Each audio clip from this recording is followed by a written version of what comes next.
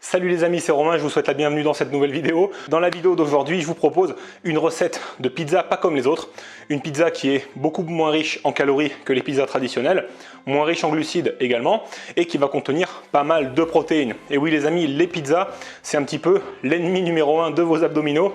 On a vite fait d'avaler énormément de calories, de sel, de glucides, etc. et de faire du gras avec ces trucs-là.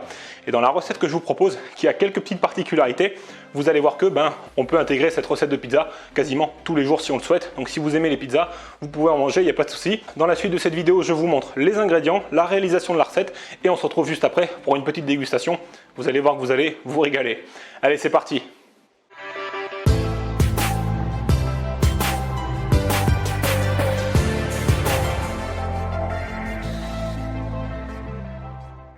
Les ingrédients. Pour cette recette, il nous faut de la farine de coco ou de la farine de châtaigne. On trouve ça au bio. Mais prenez pas de la farine de blé, c'est plein d'OGM et c'est pas bon. Il nous faut 50 g de fromage râpé. Il nous faut aussi 6 à 8 tranches de chorizo, 100 g de dinde ou de poulet, du concentré de tomate pour faire la sauce, comme ça, pas de sucre caché, 3 œufs entiers, un champignon de Paris et un chou-fleur. Alors en fait, le chou-fleur, il va nous servir pour réaliser la pâte. C'est ça le secret pour avoir moins de glucides dans une pizza. J'allais oublier le plus important, les épices. J'ai pris du sel, du persil et du poivre. On reste simple. Passons à la préparation. On commence par préchauffer le four à 200 degrés. On prend 150 g de chou-fleur que l'on coupe en morceaux pour pouvoir les mixer facilement. Pour ceux qui n'ont pas de blender, on peut utiliser une râpe pour râper le chou-fleur finement, mais du coup, ne le coupez pas en morceaux et laissez-le entier pour pouvoir le râper facilement.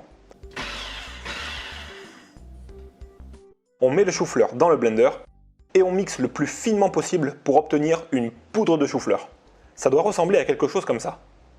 Dans un saladier, on va maintenant mélanger la poudre de chou-fleur et les œufs.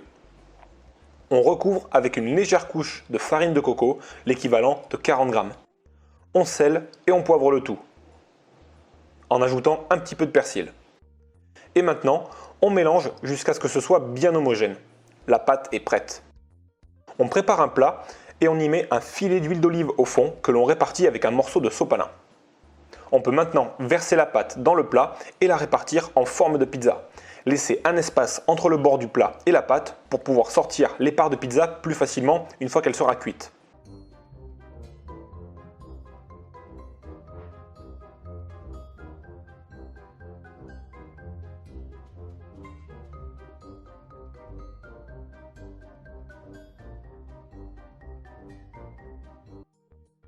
Il ne vous reste plus qu'à enfourner et de laisser cuire pendant environ 15 minutes, en vérifiant de temps en temps.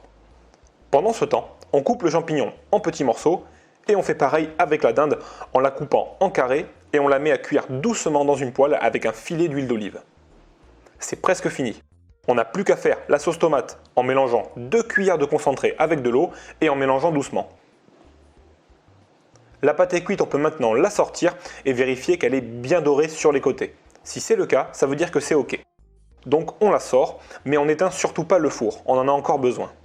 Maintenant, c'est la partie la plus amusante. On met tous les ingrédients sur la pizza en commençant par la sauce tomate.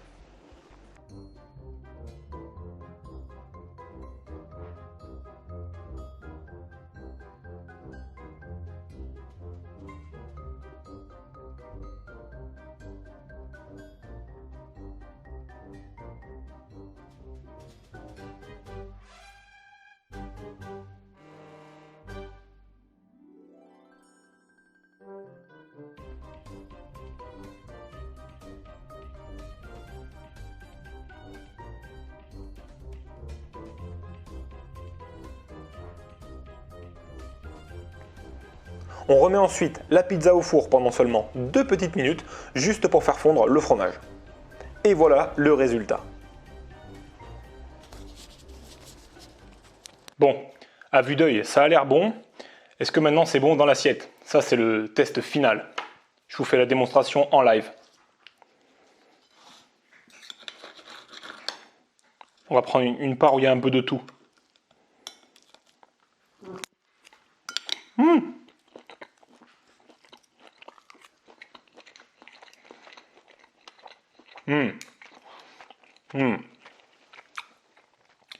Et honnêtement, ça vaut une pizza, largement.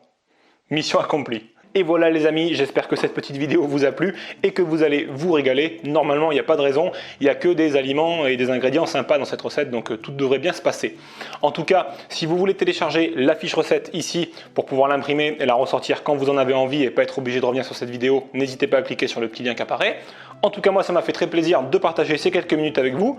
Si cette vidéo vous a plu et que cette recette vous a plu également, eh bien laissez-moi un petit like, un petit commentaire ou partagez cette vidéo sur Facebook et les réseaux sociaux. En attendant, je vous retrouve très bientôt pour de nouvelles aventures sur la chaîne et de nouvelles vidéos et de nouveaux conseils. D'ici là, comme d'habitude, c'est vous le plus fort. Salut!